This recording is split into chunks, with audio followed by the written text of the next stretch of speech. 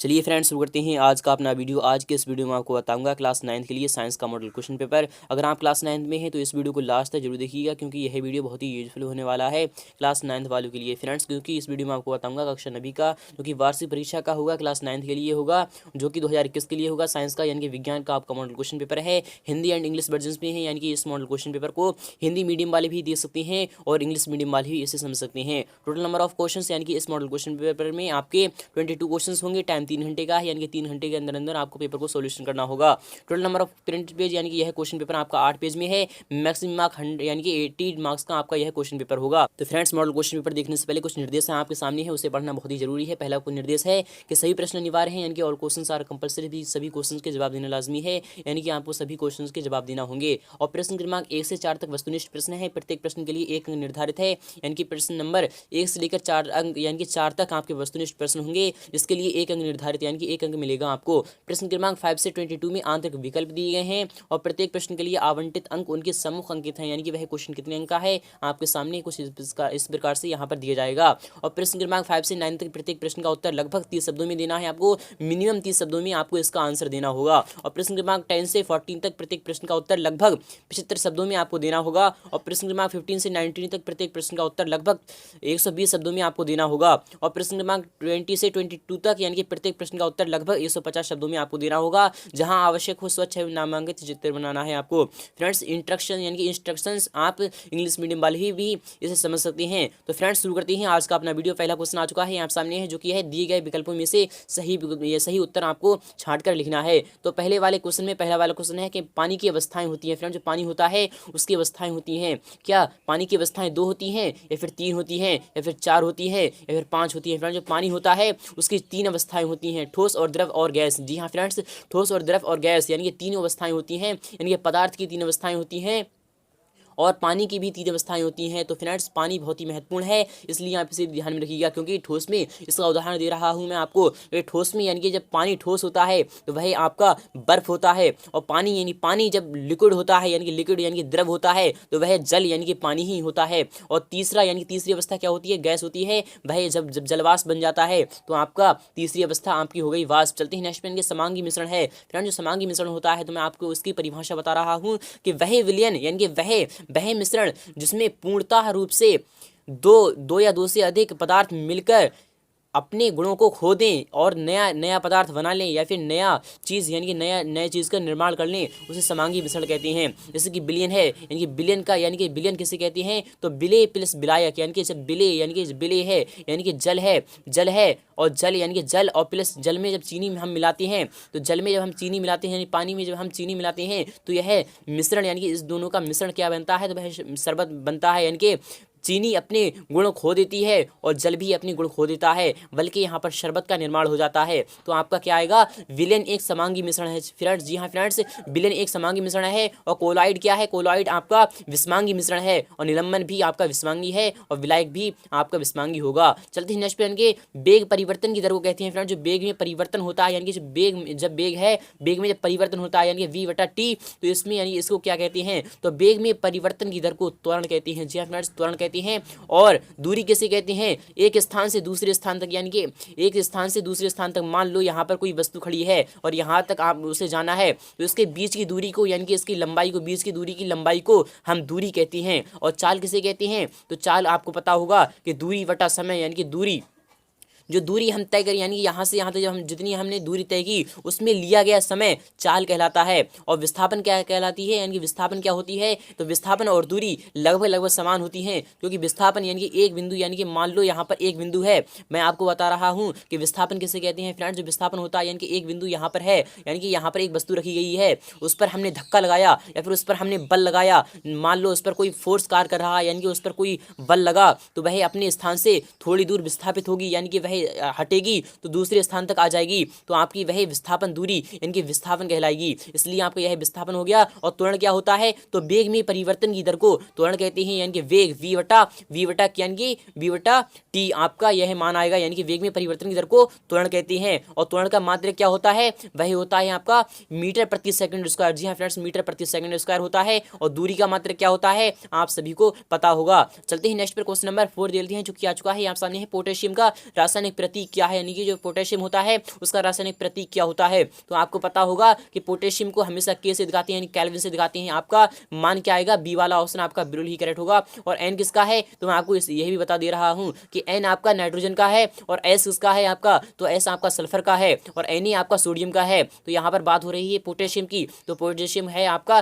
के, यानी कि के से आपका पोटेशियम दर्शाया जाता है, यह आपका लैटिन नाम होता है। चलते हैं नेक्स्ट पर, क्वेश्चन नंबर 5 देख लेते हैं जो कि आ चुका है आप सामने है। क्वेश्चन नंबर 5 है, वेरी वेरी मोस्ट है। क्वेश्चन नंबर 5 देख लेते हैं कि निम्नलिखित में से किसका आणविक द्रव्यमान अधिकतम होगा। फ्रेंड्स, जो आणविक द्रव्यमान होगा वह अधिकतम होगा, H2O का होगा या फिर O2 का होगा या फिर CO2 का होगा या फिर CH4 का होगा। तो आणविक द्रव्यमान की बात हो रही है, तो यहाँ पर किसका होगा, वह होगा आपका द वाला ऑप्शन। चलते हैं नेक्स्ट पर, क्वेश्चन नंबर 2 वाला देखते हैं जो कि आ चुका है आप सामने है। वेरी वेरी तो फ्रेंड्स आ चुका है आप सामने है। क्वेश्चन नंबर 2 है, वेरी वेरी मोस्ट है। यह है बार बार आता है, इस बार भी आ सकता है। तो क्वेश्चन नंबर 2 को आप बहुत ही ध्यान समझिएगा, यह क्वेश्चन क्या कहना चाहता है। फ्रेंड्स चलते हैं क्वेश्चन नंबर 2 देखते हैं जो कि आ चुका है। सही विकल्प चुनकर आपको रिक्त स्थानों की पूर्ति करना है, यानी कि सही विकल्प चुनकर आपको रिक्त स्थान भरना है। तो दो पिंडों के बीच डैश डैश बल लगता है। फ्रेंड्स, जो दो पिंड होती है कि मान लो कोई पृथ्वी है और एक चंद्रमा है, ये दो पिंड है, तो यह पिंड है यानी कि इसका द्रव्यमान कितना है, m1 है और इसका द्रव्यमान m2 है। तो दो पिंडों के बीच जो बल लगता है वह गुरुत्वाकर्षण का लगता है या फिर संतुलित लगता है।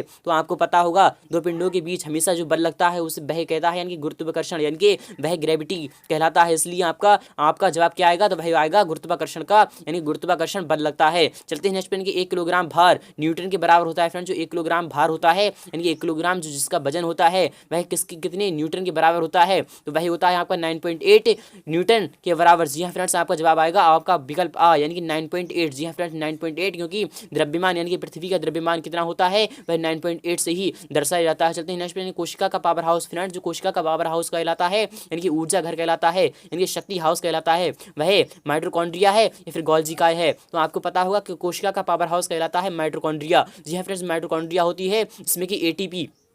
जी हाँ फ्रेंड्स, ATP को आप ध्यान में रखिएगा कि ATP से ही माइटोकॉन्ड्रिया यानी कि माइटोकॉन्ड्रिया में ATP पाया जाता है, आप इसे भी ध्यान में रखिएगा। तो माइटोकॉन्ड्रिया आपका जवाब आ जाएगा। चलते हैं नेक्स्ट पे, यानी कि एक दोलन में लिया गया समय। जो फ्रेंड्स, जो एक दोलन होता है, एक दोलन यानी कि यहाँ से यहाँ तक, यहाँ से यहाँ तक आपका एक दोलन जब कंप्लीट होता है तो इसमें लिया गया समय क्या कहलाता है, एक दोलन में लिया गया समय आवृत्ति कहलाती है या फिर दोलन काल कहलाता है। फ्रेंड्स, जो एक दोलन में लिया गया समय होता है वह आपकी आवृत्ति कहलाती है या फिर दोलन काल कहलाता है। आप हमें कमेंट बॉक्स में जरूर बताइएगा। तो आपका क्या जवाब आएगा, आवृत्ति आएगी। चलते हैं नेक्स्ट पे, पराश्रव्य ध्वनि या फिर पराश्रव्य या फिर पराध्वनि तरंगों की आवृत्ति होती है। यहाँ पर बात हो रही है पराश्रव्य की, तो पराश्रव्य आप बिल्कुल ही चूक में खाइएगा। यहाँ पर समझ लीजिए यह पराश्रव्य यानी कि वह ध्वनि जो हम अपने कानों से सही से नहीं सुनते सकते हैं, क्योंकि वह बहुत ही तेज होती है, हम बहरे भी हो सकते हैं। तो पराध्वनि की बात हो रही है यहाँ पर। तो पराध्वनि यानी कि 20,000 हर्ट्ज से अधिक की बात हो रही है। तो 20,000 हर्ट्ज से यानी कि 20 kg यानी कि 20,000 हर्ट्ज से अधिक की बात हो रही है। तो आपका जवाब क्या आएगा, वह आएगा आपका 20 यानी कि 20,000 हर्ट्ज से अधिक होगा। आपका जवाब क्या आएगा, आपका ये वाला करेक्ट हो जाएगा। चलते हैं नेक्स्ट पर, क्वेश्चन नंबर 3 लेते हैं जो कि आ चुका है आप सामने है। इसे इंग्लिश मीडियम वाले भी समझ सकते हैं। चलते हैं नेक्स्ट पर, क्वेश्चन नंबर 3 लेते हैं जो कि आ चुका है आप सामने है। सही जोड़ियां बनाई, यानी कि आपको मैच द वर्ड्स, आपको मिलान करना है। फ्रेंड्स, मैं आपको मिलान करके दिखा रहा हूं जो कि वेरी वेरी मोस्ट है। मिलान करना बहुत ही यूजफुल होगा कि एड्स यानी कि जो एड्स होता है वह क्या होता है। फ्रेंड्स, जो एड्स होता है वह किसके द्वारा फैलता है, तो एड्स आपका फैलता है विषाणु द्वारा। जी हाँ फ्रेंड्स, एड्स आपका विषाणु द्वारा फैलता है। तो एड्स की फुल फॉर्म क्या होती है, मैं आपको बताते चल रहा हूं कि एड्स यानी कि एक्यूट इम्यूनोडेफिशिएंसी सिंड्रोम, आपका यह विषाणु से फैलता है। और टीबी क्या होती है, यानी जो टीबी होता है वह क्या होता है, तो वह होता है आपका बैक्टीरिया से। जी हाँ फ्रेंड्स, जीवाणु से होता है, क्योंकि जो टीबी होता है यानी कि तपेदिक रोग होता है। तो आपका इसे हिंदी में ध्यान में रखिएगा, ये टीबी यानी कि तपेदिक रोग होता है वही आपका बैक्टीरिया से होता है, यानी जीवाणु से होता है। और त्वचा रोग क्या होता है, यानी कि जो त्वचा रोग होता है वह किसके द्वारा होता है, तो जो त्वचा पर जो रोग हो जाता है वह आपका फंगस यानी कि कवक द्वारा होता है। जी हाँ फ्रेंड्स, कवक द्वारा होता है, यानी कोई भी रोग हो जाता है जैसे चमड़ा रोग वगैरह, यह त्वचा पे होता है आपका, यानी कि खाल पर होता है, वह आपका फंगस यानी कवक द्वारा होता है। और गतिज ऊर्जा क्या होती है, तो गतिज ऊर्जा होती है आपकी 1/2 MB² जूल। जी हाँ फ्रेंड्स, आप इसे भी ध्यान में रखिएगा, यानी जूल लगाइएगा यहाँ पर। तो गतिज ऊर्जा इनकी 1/2 MB²। अब चलते हैं नेक्स्ट पे, शक्ति का SI मात्रक क्या होता है, तो शक्ति का SI मात्रक आपको मैंने पहले ही बताया है, शक्ति का जो SI मात्रक होता है वह आपका वॉट होता है। जी हाँ फ्रेंड्स, वॉट होता है। चलते हैं क्वेश्चन नंबर 4 देते हैं जो कि आ चुका है आप सामने है। वेरी वेरी मोस्ट है, एक शब्द या फिर एक वाक्य में आपको उत्तर देना है। तो वेरी वेरी मोस्ट है, क्वेश्चन नंबर 4 है, एक शब्द या फिर एक वाक्य में आपको उत्तर देना है। तो गुरुत्व यानी गुरुत्वीय त्वरण G का SI मात्रक आपको लिखना है। तो जी का सही मात्रक क्या होता है तो आपको बताना होगा। चलते हैं नेक्स्ट पे, 1 किलोवाट घंटे में कितने जूल होते हैं फ्रेंड। जो 1 किलोवाट होता है घंटे में कितने जूल होते हैं, 1 किलोवाट घंटा की बात हो रही है यहाँ पर। तो जूल यानी कि 3.6 इंटू यानी कि 3.6 इंटू 10 दी पावर कितनी आएगी यहाँ पर, तो आपकी 6 आएगी, 6 जूल आपका जवाब आ जाएगा। क्लोरोफ्लोरोकार्बन का रासायनिक सूत्र आपको बताना है। तो फ्रेंड्स जो क्लोरोफ्लोरोकार्बन होता है उसका रासायनिक सूत्र क्या होता है, यानी कि O3, यानी कि क्लोरोफ्लोरोकार्बन ओजोन परत पर लगता है। तो क्लोरोफ्लोरोकार्बन का CFC आपका जवाब आ जाएगा। चलते हैं नेक्स्ट पे, चंद्रमा की सतह पर तापमान कितना रहता है फ्रेंड। जो चंद्रमा की सतह होती है उस पर तापमान कितना रहता है आपको हमें कमेंट बॉक्स में बताना होगा। ग्रीन हाउस गैस का एक उदाहरण आपको बताना है फ्रेंड। जो ग्रीन हाउस गैस होती है वह किस तरीके से होती है, किसके कारण होती है, आपको मिनिमम एक उदाहरण आपको बताना है फ्रेंड। जो ग्रीन हाउस गैस होती है फैक्ट्रियों द्वारा होती है, आप इसे भी लिख सकते हैं। चलते हैं क्वेश्चन नंबर 5 देखते हैं जो कि आ चुका है आप सामने है। एक परमाणु को नग्न आंखों द्वारा क्यों नहीं देखना, यानी क्यों देखना संभव नहीं होता है। एक परमाणु होता है उसको नग्न आंखों द्वारा क्यों संभव नहीं होता है देखना, तो मैं आपको बता रहा हूं कि क्यों देखना संभव नहीं होता है, क्योंकि वह परमाणु बहुत ही छोटा होता है। वह इतना छोटा होता है कि हम कल्पना भी नहीं कर सकते। तो कल्पना क्या, हम सोच भी नहीं सकते, क्योंकि हम जितने भी सोचेंगे वह उससे भी कहीं ज़्यादा छोटा होगा। तो एक परमाणु बहुत ही छोटा होता है जिसे हम नंगी आंखों से नहीं देख सकते, जिसे देखने के लिए हमें सूक्ष्मदर्शी का प्रयोग करना होता है। क्यों नहीं देखना संभव होता है, तो यह बहुत ही छोटा होता है। आप इसके बारे में लिख सकते हैं। कम से कम आपको 30 शब्द यानी कि 30 शब्द आपको इसके बारे में लिखना होगा। अथवा वाला क्वेश्चन भी देखते हैं कि परमाणु द्रव्यमान इकाई को परिभाषित कीजिए, यानी कि परमाणु द्रव्यमान क्या होता है, आपको इसकी इकाई को परिभाषित करना है फ्रेंड। जो परमाणु द्रव्यमान होता है वह क्या होता है, तो मैं आपको बता रहा हूं कि परमाणु यानी कि परमाणु में जो इलेक्ट्रॉन और प्रोटॉन और न्यूट्रॉन इसका द्रव्यमान जब योगफल किया जाता है तो आपका द्रव्यमान निकल के आ जाएगा। तो आप इस प्रकार से लिख सकते हैं। हीलियम परमाणु का द्रव्यमान या परमाणु की द्रव्यमान 4u है और उसके नाभिक में 2 प्रोटॉन होते हैं। तो इतने यानी कि इसमें कितने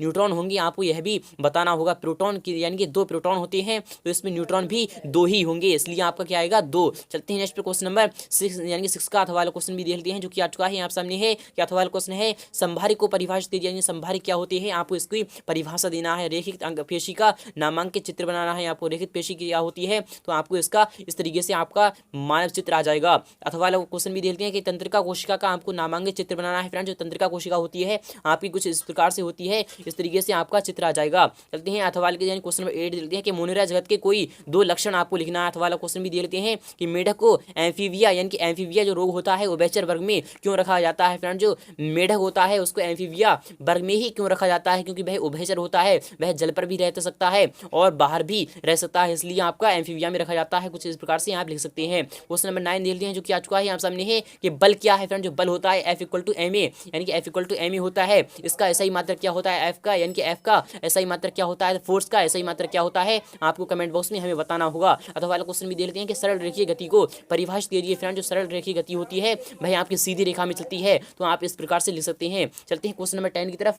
तो फ्रेंड्स आ चुका है क्वेश्चन नंबर 10 आ चुका है आप सामने है। वेरी मोस्ट है यह क्वेश्चन, बार बार समझ लीजिए। यह क्वेश्चन क्या कहना चाहता है कि किसी भी पदार्थ की अवस्थाओं यानी कि अवस्था परिवर्तन के दौरान तापमान स्थिर क्यों रहता है फ्रेंड्स। जब किसी भी पदार्थ की अवस्था चेंज होती है यानी कि परिवर्तन होती है, उसमें परिवर्तन आता है। मान लो कोई भी अवस्था यानी कि वह जल है, जब उसकी परिवर्तन यानी कि जब है परिवर्तन करता है, वह द्रव यानी कि द्रव है, तो वह जब ठोस बनता है यानी कि जब बर्फ में जाता है तो उसके दौरान तापमान स्थिर क्यों रहता है, यानी कि तापमान उसका स्थिर ही क्यों रहता है, आपको इसके बारे में भी लिखना है, क्योंकि इसके बारे में आपको 75 शब्द में देना है। आपको इसका आंसर अथवा वाला क्वेश्चन दे लेते हैं कि गर्मियों में हमें किस तरह के कपड़े पहनना चाहिए फ्रेंड्स। जो गर्मियों में हम कपड़े पहनते हैं हमें सूती ही क्यों पहनते हैं, आपको इसके बारे में लिखना होगा। चलते हैं क्वेश्चन नंबर 11 देखते हैं कि संक्रामक रोग यानी कि संक्रामक रोग फैलने की 3 विधियां आपको बताना है कि संक्रामक रोग किस तरीके से फैलती हैं, यानी कि संक्रामक रोग किस तरीके की होती हैं। तो मैं आपको बता रहा हूं कि वह रोग जो संक्रमण के कारण फैलती हैं उन्हें संक्रामक रोग कहती हैं। जैसे कि जुकाम हो गया, जुकाम किसी एक व्यक्ति को है तो अगर वह परिवार में रह रहा है